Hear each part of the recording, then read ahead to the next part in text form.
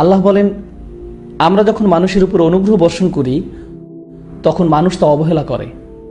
আল্লাহ আসলে বোঝাতে চাইছেন, মানুষ যখন আল্লাহর কাছ থেকে অনেক উপহার পায় তখন তারা ভাবতে শুরু করে যে এগুলো তাদের প্রাপ্য ছিল, এগুলো পাওয়া তাদের অধিকার, বা এগুলো তাদের নিজেদের অর্জন।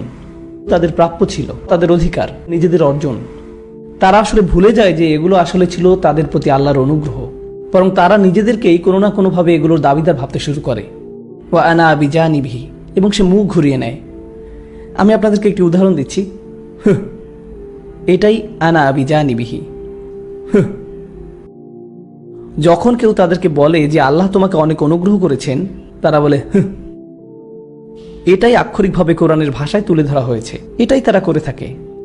তারা আল্লাহর অনুগ্রহ নিয়ে বাড়াবাড়ি করে এবং তারা ভুলে যায় যে এটা ছিল তাদের জন্য অনুগ্রহ। ও ইদা মাশাহুশার, এবং যখন তারা ক্ষতির সম্মুখীন হয়, কানা ইয়াউসা, তারা পুরোপুরি হতাশ হয়ে যায়, দুঃখ ভারাক্রান্ত হয়ে বলে, আল্লাহ আমার সাথে কেন এমন করছেন? কেন আমার সাথে এমন হচ্ছে? আমি কি এমন করেছি? যখন ভালো কিছু হয় এটা আমার প্রাপ্য ছিল, এটাই আমার প্রাপ্য ছিল, কিন্তু যখন খারাপ কিছু ঘটে তখন এটা আমার প্রাপ্য ছিল না। আল্লাহ আমার সাথে এমন করেছেন। তাদের মন এতটাই জটিল। ছোট একটা সাইড নোট, এই আয়াতের একটি গুরুত্বপূর্ণ দিক হলো আদবের শিক্ষা। কিভাবে আমরা আল্লাহকে নিয়ে চিন্তা করব, কিভাবে আমরা তাকে নিয়ে কথা বলবো। এবং আপনারা সবাই জানেন, একজন মানুষ কিভাবে কথা বলে তা আসলে প্রকাশ করে যে সে কিভাবে চিন্তা করে। যখন অনুগ্রহের কথা বলা হলো তখন আল্লাহ বলেন ওয়া ইযা আনআমনা, অতীতকালকে বোঝাচ্ছে। আনআমনা এখানে কে কাজটি করেছে? এটা হলো দামির মুস্তাদির তাকদিরুহু, নাহনু, আসলে এটা আল্লাহকে বোঝাচ্ছে। কিন্তু যখন বলা হলো ওয়া ইযা মাশাহুশার, যখন অনুগ্রহের কথা বলা হলো তখন কে অনুগ্রহ করেছেন? আল্লাহ। কিন্তু যখন ক্ষতির কথা বলা হলো, আল্লাহ বললেন মাসা হুয়া মাসা, আর ক্রিয়াটি হলো আশাররু, যখন তাকে ক্ষতি আঘাত করলো। অন্যভাবে বলতে গেলে আল্লাহ নিজেকে ক্ষতি শব্দটি থেকে দূরে রাখলেন। তাই আল্লাহ বলেননি যখন আমরা তাকে ক্ষতি দিয়ে আঘাত করলাম অথবা যখন আমরা তার ক্ষতি করলাম, কিন্তু তিনি তা করেননি। তিনি নিজেকে এর সাথে উল্লেখ করেননি। এটা আসলে আমাদেরকে আমাদের ধর্মের খুব গভীর একটা উপলব্ধি শিক্ষা দিচ্ছে। কারণ সবকিছুর শেষে আমাদের বিশ্বাস একটাই, সবকিছুই আল্লাহর পক্ষ থেকে। যখন কারো অসুখ হয় তাও আল্লাহর পক্ষ থেকে, আবার যখন কেউ ভালো হয়ে যায় সেটাও আল্লাহর পক্ষ থেকে। এটাই আমাদের বিশ্বাস। কিন্তু তার মানে এই নয় যে আমরা আল্লাহকে নিয়ে এভাবে কথা বলবো। যদিও এটাই বাস্তবতা, কিন্তু আমাদের অবশ্যই কিছু সম্মানের সাথে কথা বলতে হবে। কিন্তু কেন?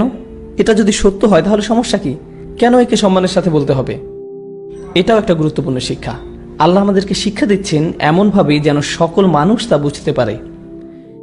একজন পরিপক্ক ইমানদার এটা জানে যে যখন ভালো কিছু ঘটে তখন তো তা ভালোই, কিন্তু যখন খারাপ কিছু ঘটে তখনও তা ভালোর জন্যই হয়। আর এই সব কিছুই পরীক্ষার অংশ। এটাই হলো ইমানের পরিপক্কতা।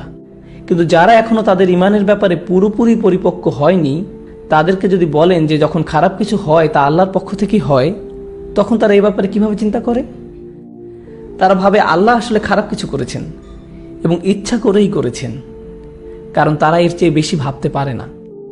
তাই আল্লাহ এমনভাবে বলেছেন যেন যে এটা নিয়ে গভীরভাবে চিন্তা করবে সে তো এটা বুঝবেই, কিন্তু যে গভীরভাবে যাবে না সেও এটাকে ভুল বুঝবে না।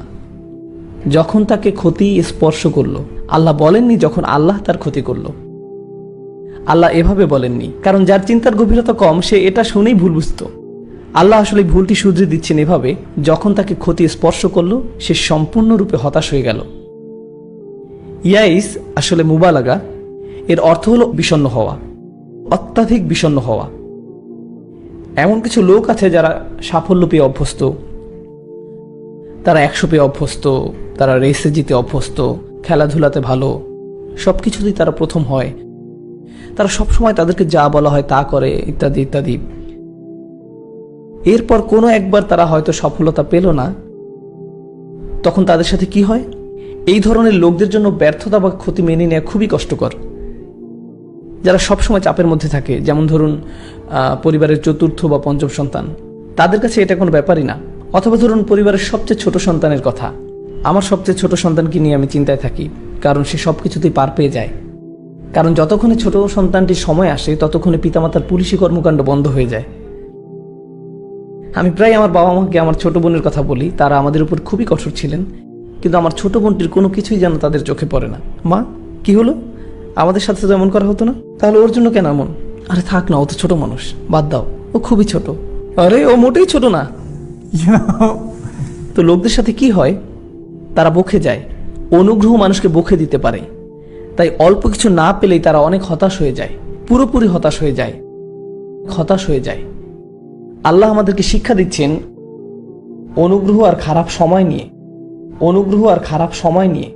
দুনিয়াতে আমাদের সবাইকে সীমিত পরিমাণ নিয়ামত দেয়া হয়েছে, একই সাথে সীমিত খারাপ সময়ও বরাদ্দ করা হয়েছে। আবার আল্লাহ আমাদেরকে রিজিকও নির্ধারণ করে রেখেছেন, যেমন আমাদের টাকা পয়সা, আমাদের বন্ধু বান্ধব, আমাদের পরিবার, সন্তান সন্ততি সহ আমাদের জীবনের ভালো যা কিছু আছে তার সবই আমাদের রিজিকের অন্তর্ভুক্ত। দুনিয়াতে আমাদের সবাইকে সীমিত পরিমাণ নিয়ামত দেয়া হয়েছে, আমাদের জীবনের ভালো যা কিছু আছে তার সবই আমাদের রিজিকের অন্তর্ভুক্ত। এবং আমাদের জীবনে এসব জিনিসের পরিমাণ অসীম নয়, অসীম পরিমাণ শুধু আপনি জান্নাতেই পাবেন। এই পৃথিবীতে সবকিছু সীমিত, আর এই সবকিছু আপনার জন্য বরাদ্দ করা আছে। এছাড়াও এই জীবনে আপনাকে সীমিত সংখ্যক পরীক্ষারও সম্মুখীন হতে হবে। আপনার জন্য যা বরাদ্দ হয়েছে তার চেয়ে আল্লাহ কোনো কিছু আপনাকে কম বা বেশি দিবেন না। এই জীবনে আপনার ভাগ্যে কি আছে তা ইতিমধ্যে নির্ধারিত হয়ে আছে।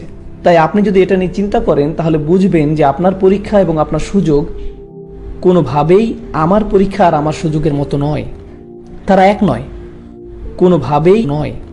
কখনো কখনো আল্লাহ আপনার সামনে সুযোগ এনে দেন, কিন্তু আপনি নিজে সেই সুযোগ কাজে লাগাতে ব্যর্থ হন।